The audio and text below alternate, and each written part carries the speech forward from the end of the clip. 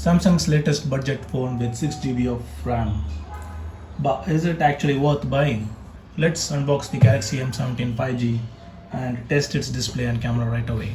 Starting with the box, clean minimum Samsung style. Right, so the price over here it's mentioned 19,499. You do get discount. I will share the link later in this video. So here we can see it says sleek design, 50MP, and the great feature is that it has an Super AMOLED display with Corning Gorilla Glass Victus, and it does have triple camera, 50 megapixel on the main camera with OIS, and here it says 5 megapixel and 2 megapixel triple rear camera, and the front camera is 13 megapixel as it says here. So, and moreover, this is the 6 GB variant, which should help with smoother performance. Alright, so let's open it up.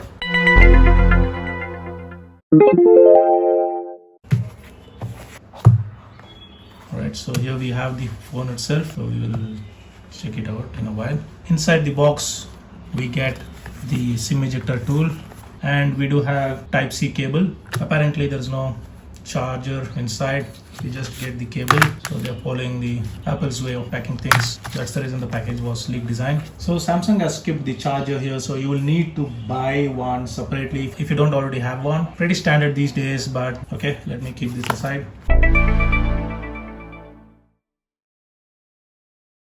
Okay, this actually looks clean. Alright, so we can see the Samsung logo here. It's not clearly visible. The camera module and the flash. Okay, so we have the power button here, the volume up and down button, and we have the SIM tray. At the bottom, this is the USB Type-C port for charging and data transfer, and this is the speaker grill. We also have the primary microphone here.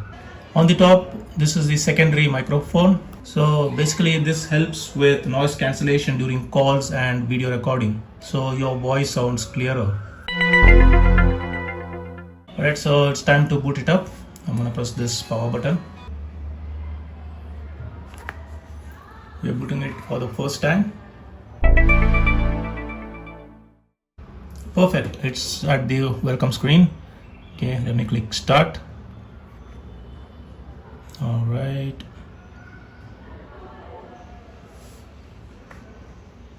I'm gonna do this later.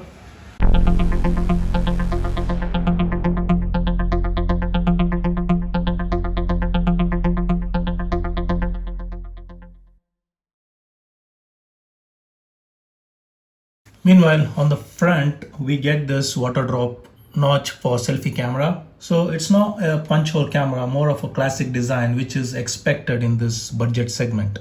The bezels are decent on the side, but at the bottom, the bezel is slightly thick, which is noticeable. So I'm gonna do all this later. Okay, it appears I can't skip this. I need to put something here.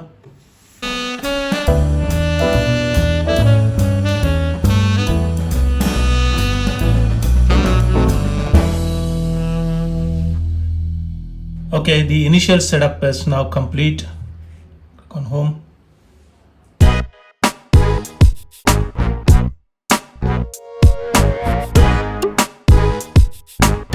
One UI is clean and easy to use, no complaints here. With 6 GB RAM, basic usage feels smooth. Quickly looking at the SIM tray, we have an option to put a single SIM and memory card or dual SIM. Okay, so I don't have an SD card as of now, so I'm gonna put the primary SIM. We can see the cellular signal is now available. This phone also comes with a big battery, so it should easily last a full day for normal use. Alright, so now let's quickly test the camera. Alright, so we can see all the options. We have portrait, regular photo, video, and more. And under more we have again all these options: pro, panorama, forward, night, macro, slow motion, and hyperlapse. So let me check how good is the macro.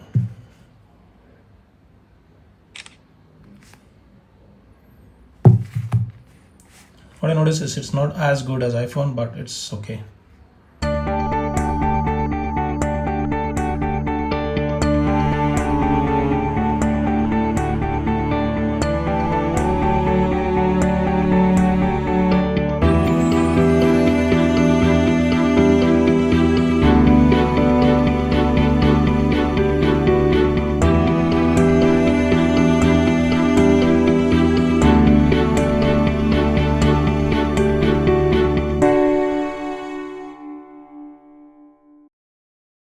planning to use this camera in low light, it may struggle. In good lighting, camera looks fine, but in low light, photos can get noisy and lose details. And even the macro is not good as well. Secondary cameras like ultra wide and macro are just average, as I mentioned before, so nothing special. Let's quickly check the display quality. Alright, so the maximum resolution on this phone is Full HD, which you can see. I'm gonna select 1080p.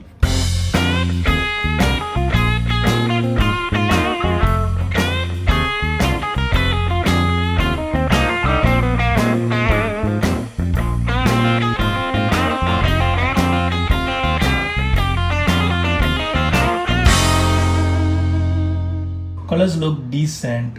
Brightness is good for indoor use. And the viewing angles are also fine. And you know this is an AMOLED display, so let's quickly check the AMOLED quality. Okay, I'm gonna increase the brightness up to 80%.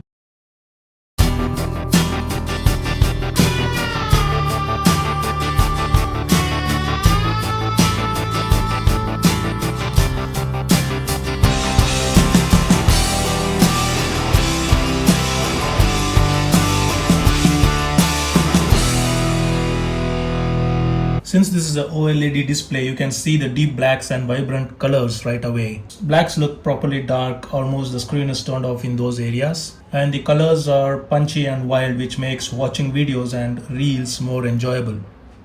So this isn't a flagship level display, but for this price, it looks really good. And this is a 90Hz display, not 120Hz. Slight disadvantages versus competitors because it's smooth. Other phone manufacturers are providing 120Hz and it's becoming a default nowadays. Let's quickly check the sound quality. Okay, so the audio is set to around 85 to 90%. I'm gonna play this. I'm walking alone, the streets are empty. The only thing I can see is my own silhouette. I'm getting stronger, step by step. The clock is ticking, but there's no time for regrets. I've been flying from town to town, from London to Taiwan. I've been all around the globe, trying to protect your soul. We are heroes tonight. We will fly above the sky. We are heroes tonight. Yeah. We are heroes tonight. We will fly above the sky. We are heroes tonight.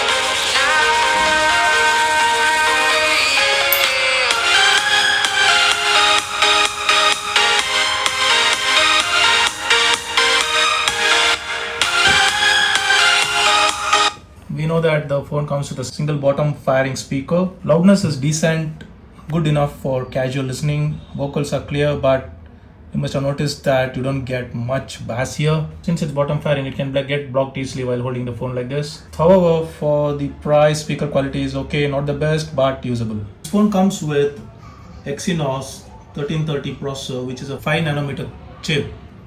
And it's good for daily tasks and multitasking. However, it's not really good for high level performance. So this is not a gaming focused processor. It's more tuned for stable everyday performance. You can still play light games, which I'm going to show. Alright, so the review won't be complete without testing gaming. And yeah, this is not a gaming phone, but it should be able to play some games. And the game which I'm going to test is Asphalt Legends. Let's see how it performs.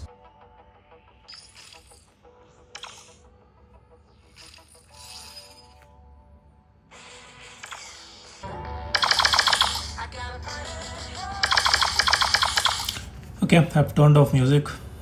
The visual quality is set to default, which is medium. We have performance, default and high. So the frame rate is set to 30. I'm gonna try.